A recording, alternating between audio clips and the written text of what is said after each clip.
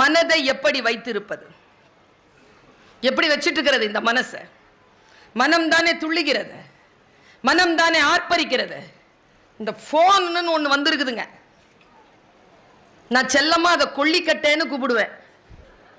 நமக்கு நாமே வச்சுக்கிற தீ, மத்தம் வைக்கவே வேணாம். முதல்லலாம் ஃபோன் வந்தா எல்லாரும் கும்பலா வீட்டுக்குள்ள ஓடி போவோம், ஏன்னா லேண்ட்லைன்.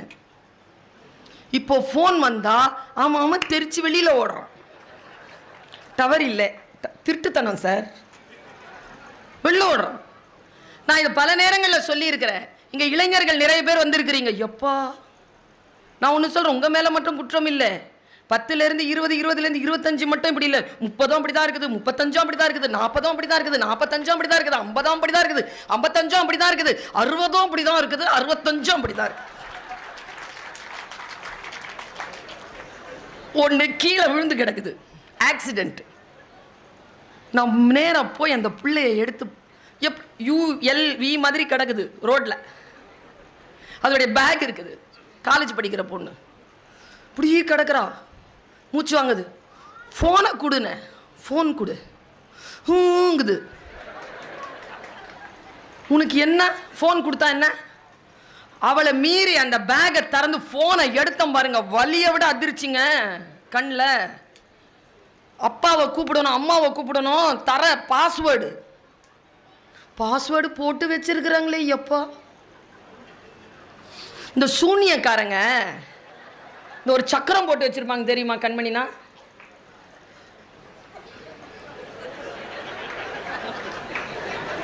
அது படுத்துக்கிட்டே போடுது.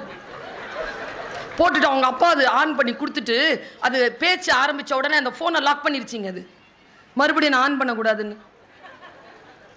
இவ்வளோ கள்ளத்தனங்க. சில பேர் போனை காணாம போச்சுன்னா பர்ஸு காணாம போடுறதை விட அதிகமாக தேடுறாங்க. குழந்தை காணோம் என்று காவல் நிலையத்தில் புகார் கொடுக்க வந்த பெண்ணின் இடது கையில் பத்திரமாக இருந்தது கைபேசி. அதை விட முக்கியமா இருக்குது அது. இன்னைக்கு பல குடும்பங்கள் இல்லாம போனதுக்கு காரணமே அதான். நான் இப்படி சொல்றேன் பாருங்க, இனிமேல் நீங்க ஜாதகம்லாம் கொடுக்காதீங்க. கல்யாணம் பொண்ணுக்கும் கல்யாணம் பையனுக்கும் நடுவில் ஜாதகம்லாம் பரிமாறிக்காதீங்க. இவன் போனை அவகிட்ட ஒரு 3 நாள் கொடுங்க, அவன் போனை இந்த பொண்ணு கிட்ட ஒரு 3 நாள் கொடுங்க, விளங்கிரும், கல்யாணம் நடந்துரும். நம் வாழ்க்கையில் நமக்கு அவசியமில்லாத பல விஷயங்களை இதோ அந்த செல்போன் மூலமாக நமக்கு வந்து சேர்ந்து கொண்டிருக்கக்கூடிய அந்த சாத்தான்களை எதிர்க்க வேண்டும் என்றால் நல்ல நூல்களின் பக்கம் நம்முடைய கவனம் திரும்ப வேண்டும். ஒரு அம்மா என்கிட்ட வந்து ஒரு 2 வருஷத்துக்கு முன்னால, இந்த கொரோனாவுக்கு முன்னால வந்து காலேஜ்ல நின்று நான் கிளாஸ் எடுக்கிற வரைக்கும் நின்னுச்சு சார். வெளியில வந்தோடனே என்னை இப்படி பார்த்துச்சு, மேலும் கீழும் அப்படின்ட்டு போயிடுச்சு. நான் திரும்பி ஓடுனேங்க பயத்தில். என்ன அளவு எடுத்துட்டு போகுது இது, இப்படி நீள அகலத்தை பார்த்துட்டு போயிடுச்சு. நான் திரும்பி ஓடுனேன். அந்த அம்மா சொன்னாங்க, நான் ஒரு தையல் வேலை செய்யக்கூடியவள், நீங்க டிவியில பார்க்கும்போது எனக்கு உங்களுடைய அளவு தெரியல, நேரில் வந்து பார்த்து அளவு எடுத்துட்டு போகிறதுக்காக வந்து நான் கண்ணிலேயே அளவு எடுத்துட்டேன், நான் ட்ரெஸ்ஸோடு வந்து உங்களை பார்க்குறேன்னு போச்சு. நான் விடலை. நீங்கள் எதுக்கு எனக்கு ட்ரெஸ் வாங்கி தைச்சி கொடுக்கணும் ஏன் அப்படின்னு கேட்டேன். இல்லை பாப்பா, நீ ஏதோ ஒன்று சொன்ன, 70 வயசு இருக்கும் அதுக்கு, அதனால் என்ன அது அப்படி சொல்லலாம்.